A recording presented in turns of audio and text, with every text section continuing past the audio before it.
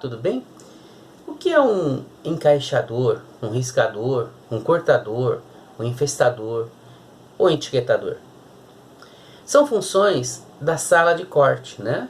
São funções que têm o objetivo de pegar o tecido e cortar no formato do molde para entregar para a costura montar. A primeira função, a primeira etapa, ela é conhecida como riscador em empresas onde não possuem, os CADs não estão presentes, né? Os CADs de modelagem não estão presentes. Então, quando você não tem um CAD, você é obrigado a riscar o contorno do molde no tecido para que seja cortado.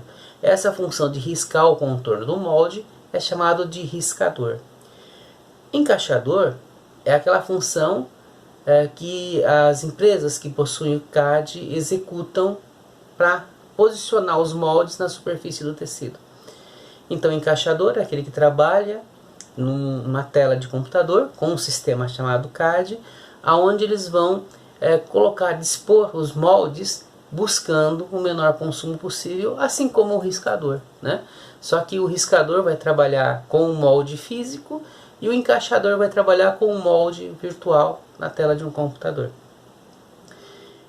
Essas pessoas fazem o mapa, né? Fazem o risco, fazem o desenho de onde o cortador vai andar com a máquina para retirar o formato das peças de roupa que são dados pelos moldes. Estando com o risco pronto, a próxima etapa que nós temos é o infestador, que vai olhar esse risco, ver a largura do tecido, pegar os rolos com aquela largura e ir posicionando folha sobre folha até a quantidade prevista para aquele risco. O infestador, então, ele vai depositando as folhas, vai alinhando as orelhas e depositando as folhas na largura e no comprimento previsto pelo risco.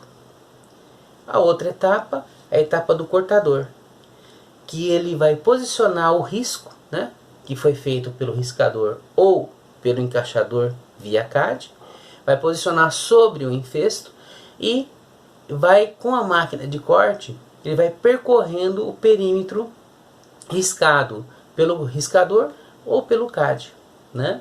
É o cortador, que é uma função também que está paulatinamente sendo substituída pelas máquinas de corte, né?